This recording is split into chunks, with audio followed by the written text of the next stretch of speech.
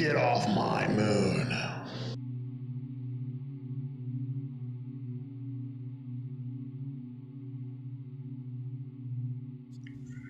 So this is the story of the Golden Crème Corp and how it came to be. See, Jake Estrada had been creating comics for a number of years, such as Bulk Eyes, The Prez Hate Zombies, and many other books. This was a little later in his career. Now, he had been creating comics for a number of years now, and he created a comic book about Pedro Albizu Campos at this point.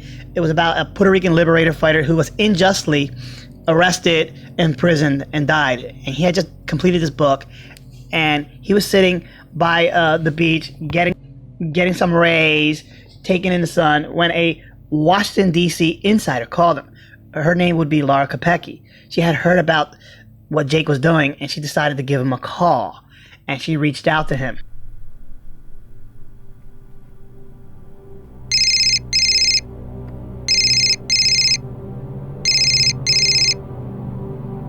Hello? Is this Jake? Yeah, I need to talk to you about what's going on Capitol Hill. Oh. Okay. Yeah. Yeah. Yeah. I'll be there. Okay. Cool. See you in a little bit. Bye-bye.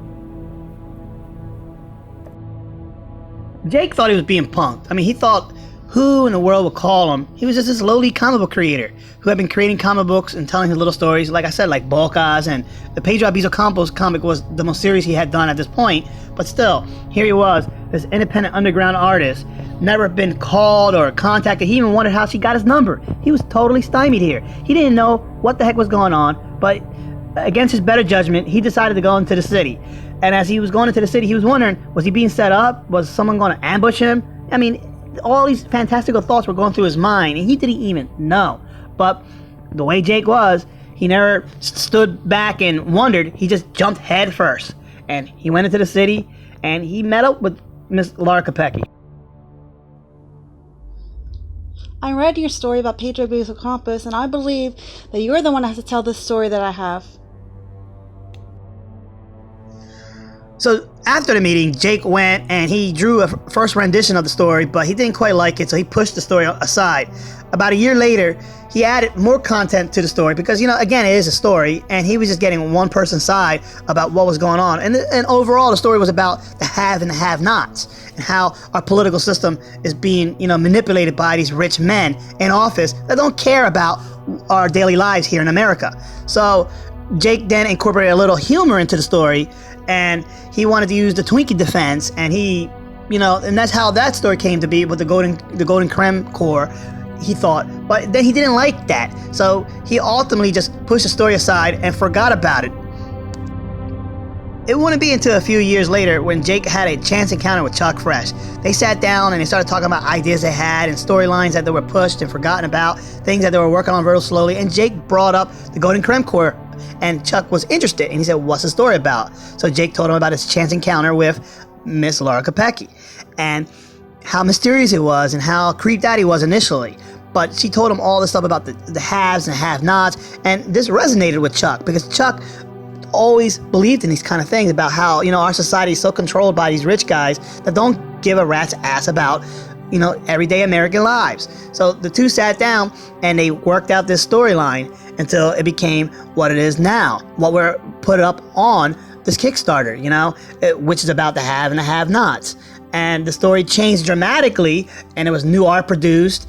Jake had done probably upwards to anywhere between 90 different pages, and the ultimate story, the edited down story and the new pages ended up being about 32 pages of story content.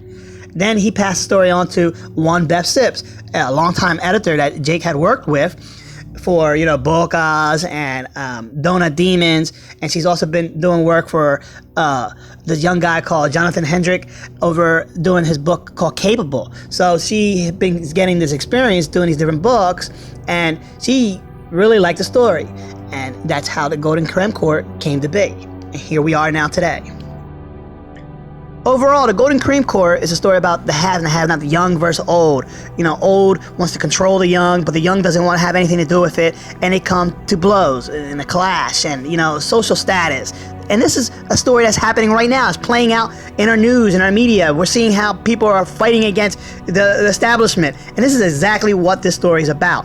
You know, if you like Mad Max and Hunger Games, you're going to love this book. This book is going to be for you. And we hope that you check it out, that you follow us right now during our pre-launch. And when we do officially launch on June 29th, that you back us and you pick up this book. We have several different covers. We're also going to have some other different exclusives and some other things that we hit different benchmarks. So please check us out, and we'll look forward to talking to you soon.